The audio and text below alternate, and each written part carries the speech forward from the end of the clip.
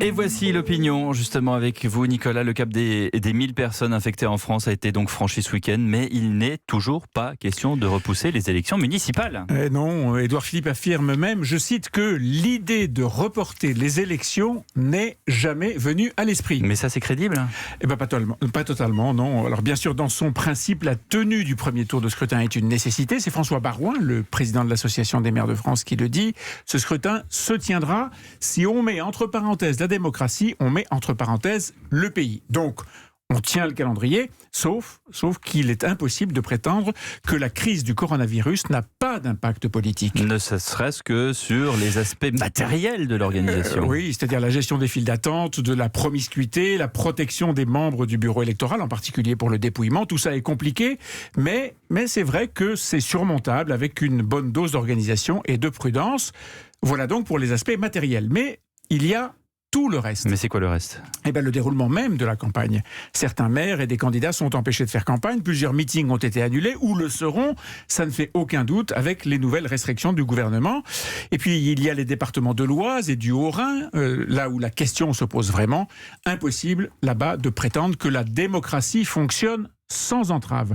Or, il reste près d'une semaine avant ce premier tour et on frémit à l'idée d'une extension à d'autres zones de ces mesures de confinement, un peu comme en Italie.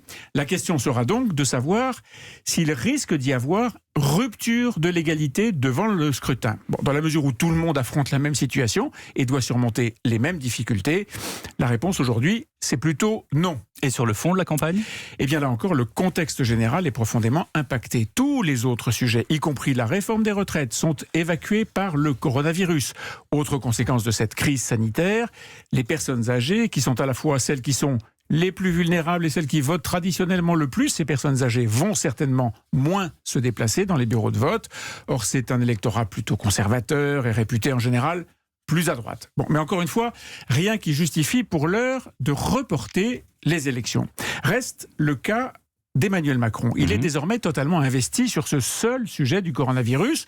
Tout le reste de son emploi du temps a été passé au second plan et les jours qui viennent seront déterminants pour lui. Un loupé dans le dispositif et il en sera tenu pour responsable. Une bonne gestion à l'inverse et il peut à lui seul en récolter les bénéfices. Ça comptera pour les élections et pour la suite. On le sait, au lendemain du second tour, on entrera dans une nouvelle phase du quinquennat. Pour lui, ce qu'il réussira ou pas dans les 2 semaines qui viennent va peser lourd sur la suite de son mandat. Merci Nicolas Bétou, directeur du journal L'Opinion, éditorialiste tous les matins dans votre matinale. C'est juste avant 8h.